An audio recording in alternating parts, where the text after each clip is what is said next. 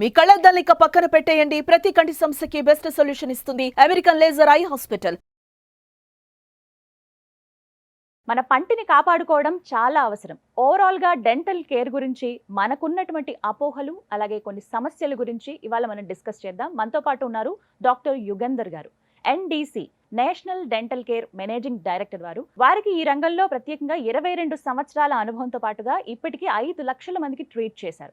వారితో మాట్లాడి dental care గురించి వివరాలు తెలుసుకుందాం. హలో డాక్టర్ గారు. Hello ma'am. చాక్లెట్లు తింటే పళ్ళు పుచ్చిపోతాయని చెప్తూ ఉంటారు. పిల్లలకి మనం చెప్పే మాట అదే.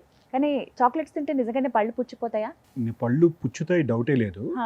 కానీ ఆ పళ్ళు పుచ్చేది ఇప్పుడు చాక్లెట్ చిన్నపిల్లలు కాబట్టి ఎవరు తింటారు? వాళ్ళే తింటారు. మనం అంటే కొంచెం ఉండాలి అప్పుడప్పుడు, కానీ వాళ్ళు దాని మీదే వాళ్ళకి ధ్యాస ఉంటుంది. అది వాళ్ళని అవాయిడ్ చేయకుండా దానికి జాగ్రత్తలు తీసుకుంటూ చాక్లెట్ తినిపించమని చెప్పాలి. పోతే చాక్లెట్స్ పళ్ళు పుచ్చుతాయా అనే ఒక పాయింట్ విషయానికి వస్తే మాత్రం చాక్లెట్స్లో ఉన్న ఆ షుగర్ వల్ల మీకు అక్కడ ఉన్న బ్యాక్టీరియాకి బాగా ప్రాపర్గా ఫుడ్ అంది వాటి నుంచి బై ప్రోడక్ట్గా ఈ యాసిడ్ రిలీజ్ చేస్తాయి బ్యాక్టీరియాస్. ఆ యాసిడ్ అనేది ఎనామిల్ని డ్యామేజ్ చేసి పళ్ళు పుచ్చడానికి చాలా చాలా ఆస్కారాలు ఉంటాయి.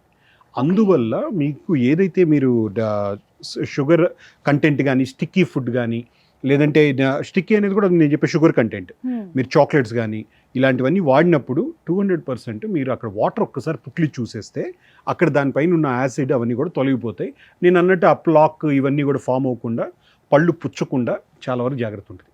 బట్ మీరు అడిగిన క్వశ్చన్కి అయితే మాత్రం షుగర్ వాడడం వల్ల పళ్ళు పుచ్చే ఆస్కారాలు డెఫినెట్లీ ఉంటాయి. అది బ్యాక్టీరియాలో రిలీజ్ అయ్యే యాసిడ్ వల్ల. మరి ఎలా జాగ్రత్తలు తీసుకోవాలి సార్? చాక్లెట్స్ తినడం మానరు. అవును, మనం కూడా అప్పుడప్పుడు తీసుకుంటాం.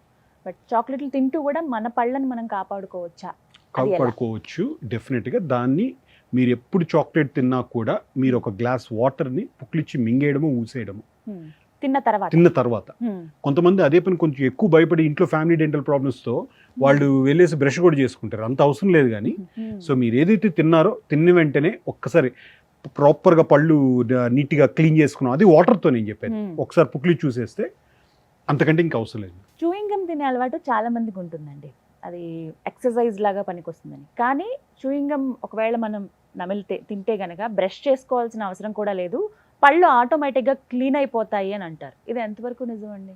దీంట్లో నిజం ఎంత ఉందో అబద్ధం కూడా అంతే ఉంది. ఓకే. సో డెఫినెట్లీ మీరు ఇప్పుడు ఏదైతే చూయింగ్ గమ్తో ఇది చేయడం వల్ల మీరు ఏం తిన్నా కూడా పళ్ళపైన ఒక లేయర్ ఫామ్ అవుతుంది మామూలుగా, ప్లాక్ అని. కొంచెంసేపు అయిన తర్వాత ఆ ప్లాక్ ద్వారానే ఏదైతే బ్యాక్టీరియా అంతా నిలవ ఉండి పళ్ళని డ్యామేజ్ చేస్తాయి అనేసి మనం తెలుసుకున్నాం. మీకు ఏదైతే ఆ బబుల్ గమ్ వాడడం వల్ల ఆ ప్లాక్ అంతా ఫామ్ అవ్వకుండా ఉంటుంది.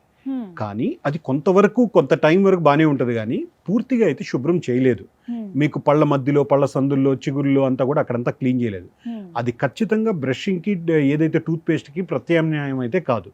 ఒక తాత్కాలికమైన ఉపశమనం ద్వారా మన ఆ టూత్ బ్రష్ని ఏదైతే బబుల్ గమ్ కొంచెం ఫ్రెష్గా ఉండడానికి కొంతవరకు ఖచ్చితంగా యూజ్ ఉంటుంది.